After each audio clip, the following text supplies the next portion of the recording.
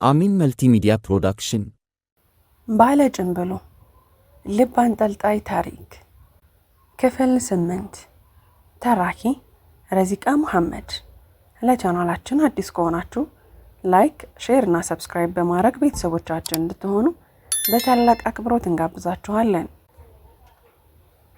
ኤዱ ምን ነው ፍዝዝ አልክብኝ አለምን? አሉ እትጌ ጽጌ። አይ እኔ አረ ሰላም ነኝ፣ የሆነ ነገር እያሰብኩ ነበር አለ ኤዱ። ስለምንድን ነው አለሜ? ምን ነው ስራ ቦታ ነው? ያልተስማማህ ነገር አለ? አረማ ትጨነቂ፣ ሰው እኮ ማሰብ አለበት ለተወሰነ ሰዓት ያክልም ቢሆን። አሊያማ ከእንስሳ በምን ይለያል? ሲያስብ ነው ነገሮችን መቀየር የሚችለው አለ ኤዱም ከእናቱ ጥያቄ ለማምለጥ። አይ ከዚህ በፊት እንዲሆን አይቻላቅ፣ ለዛ ነው። አሃ እስኪ ታዩ ጽጌ፣ መልሱን ሰጠሽ አይደል? ምን እንዳይሆን ነው? ያስብ፣ እኛም አስበን ነው እዚህ የደረስ ነው። የሚያስቡ ልጆችም ያመጣ ነው። አስብ ልጅ፣ ተዋት፣ እሷ እንደሆነ መጨነቅ ነው ስራዋ አሉ አቶ ኃይሉ ጣልቃ ገብተው። በዚህ መሀል አዳም ገባ። ትንሽ የቀማመሰ ይመስላል። እንደ መንገዳገድ ብሎ ሶፋው ላይ ዘጭ አለ። አባት ገልመጥ አደረጉት። ኤዶም ሰላም አመሻቸው አይባልም፣ ቢያንስ ዝም ብለህ ትቀላቀላለህ አለው።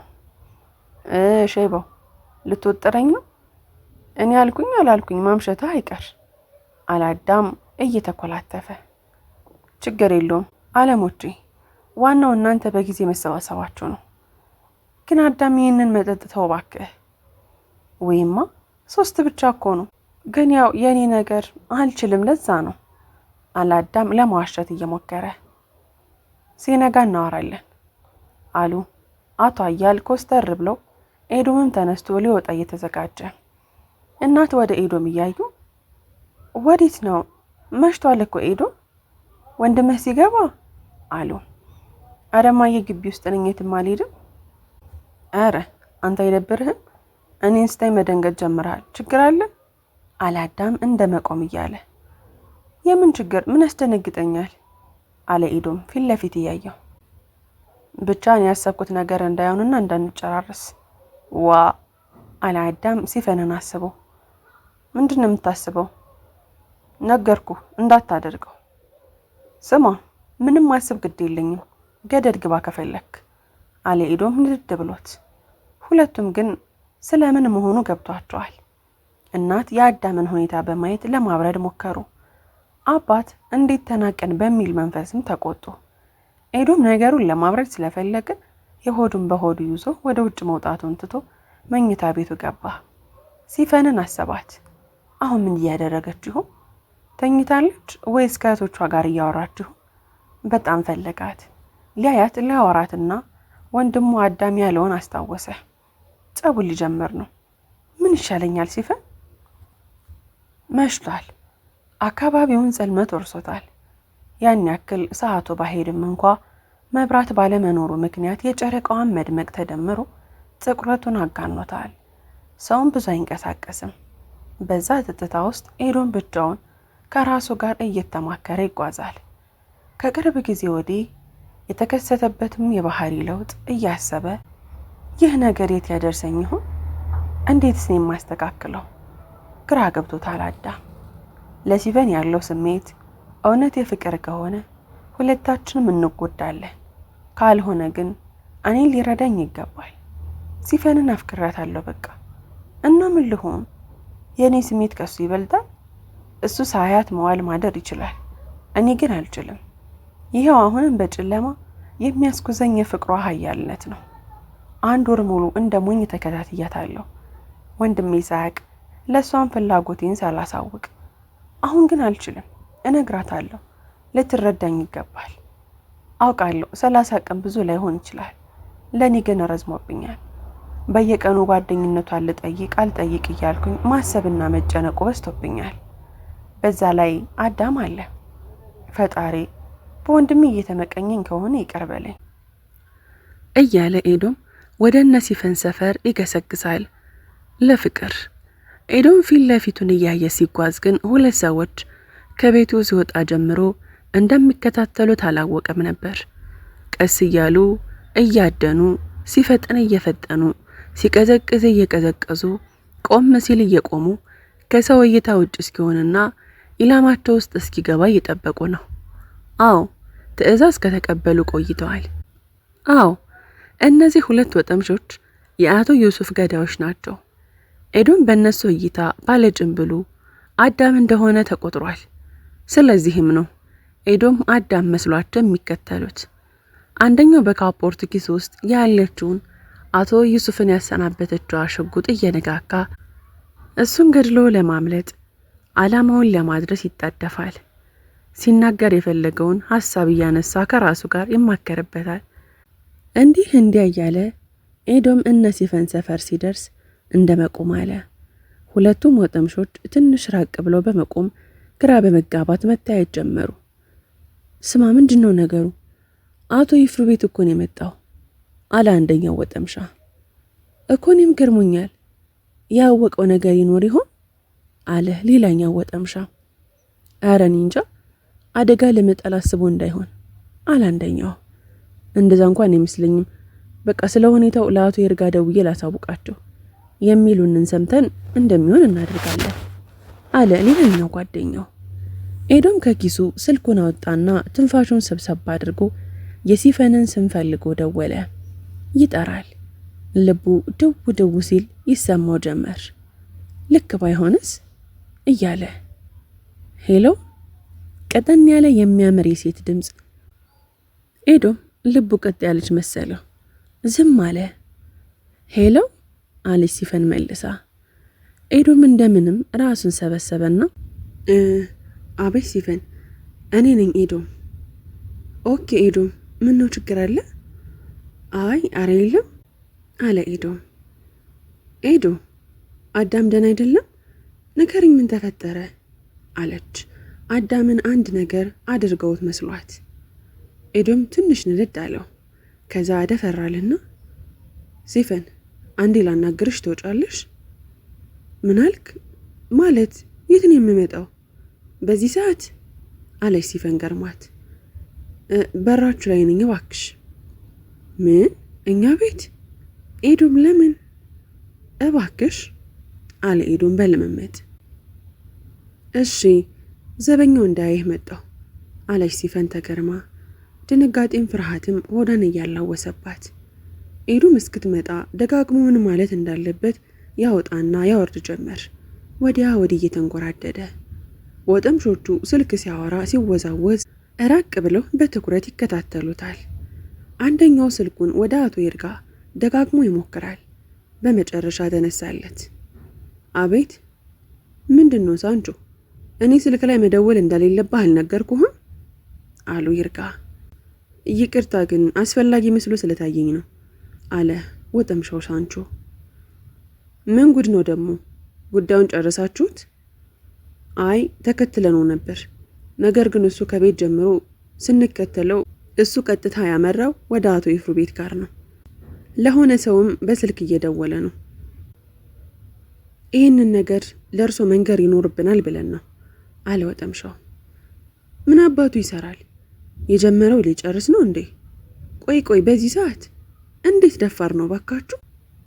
ስማኝ፣ የተመቻቸ ሁኔታ ስታገኝ ተኩሰህ ጣለው አሉ አቶ ይርጋ። በልባቸው እንደውም ጥሩ ነው፣ ይፍሩ ደጅ መሞቱ ትኩረት ይስባል፣ አሪፍ ሀሳብ ነው፣ ተደሰቱ አሉ።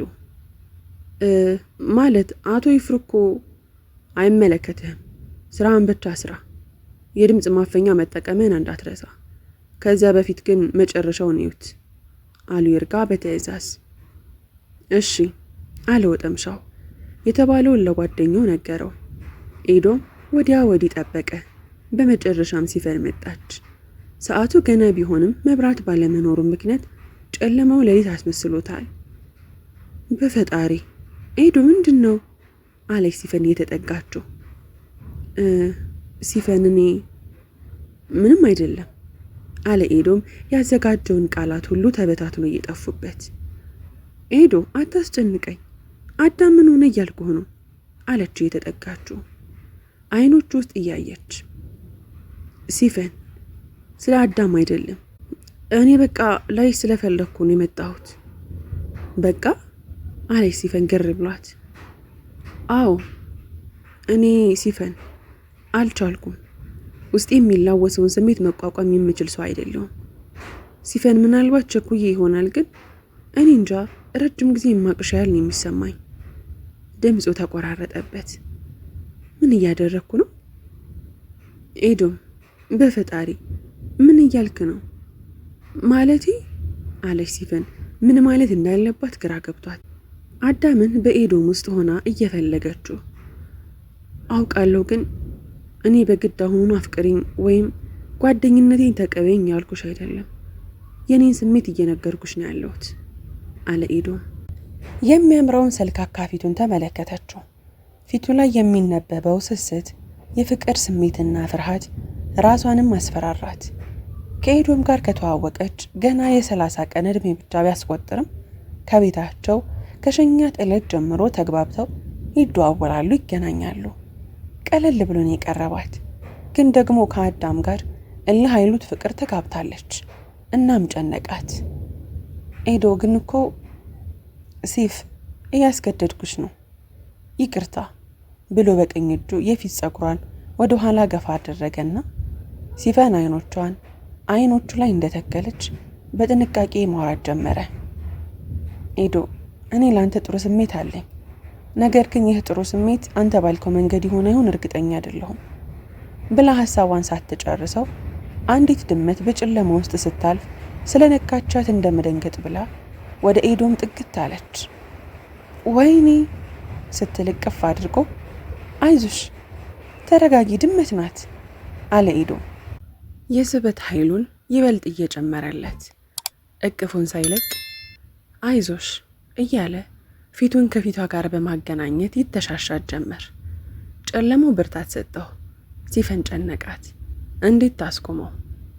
አይኖቻቸው እርስ በርስ ተገጣጥመዋል። በዚህ መሃል ሲፈን በአይነ ህሊናዋ ድንገት አዳም ብቅ አለባት። እስኪ አይኖችሽ፣ አሃ ተበልተሻል፣ አፍቅረሽኛል። ድንገት ከው ብላ ኤዶምን ለቃ ራቅ አለች። ይቅርታ ኤዶም፣ እንዲህ ማድረግ አልነበረብንም፣ ተው በቃ አለችው ወደ ግቢያቸው በር እንደመሄድ እያለች።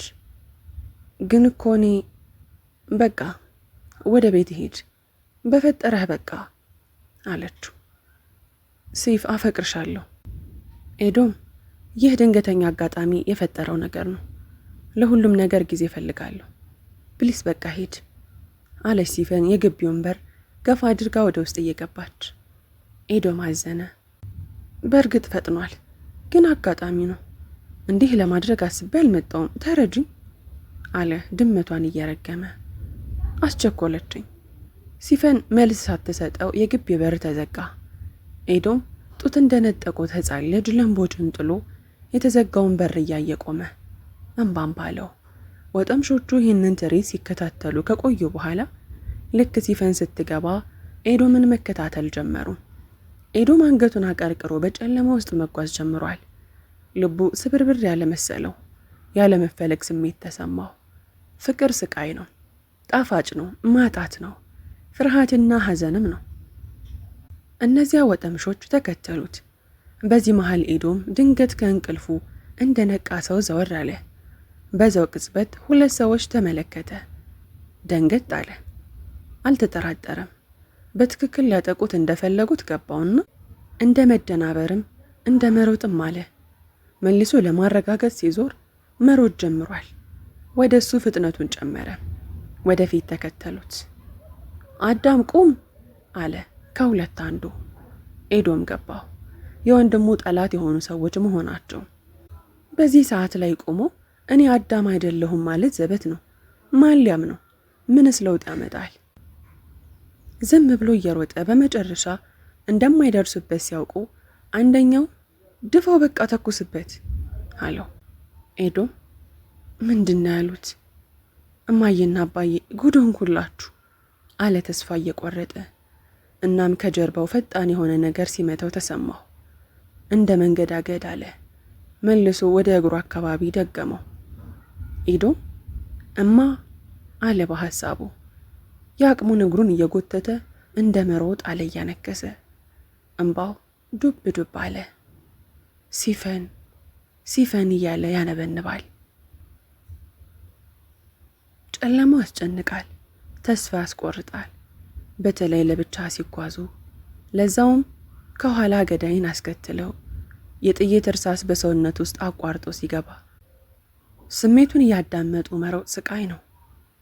ድው የሚለው ድምፅ፣ ደረስንብህ የሚል የገዳይ ሩጫ። ኤዶም ከጀርባው አንዳች ነገር በሰውነቱ ላይ ሲወርድ ተሰምቶታል። ከእግሩ አካባቢ ህመምም እንደዛው። እየሮጠ አይኖቹ ብዥ ይሉበት ጀመር። መንፈሱም ደከመ። ፍጥነቱም ቀስ ቀስ እያለ ከነጭራሹኑ መራመድ አቃተው።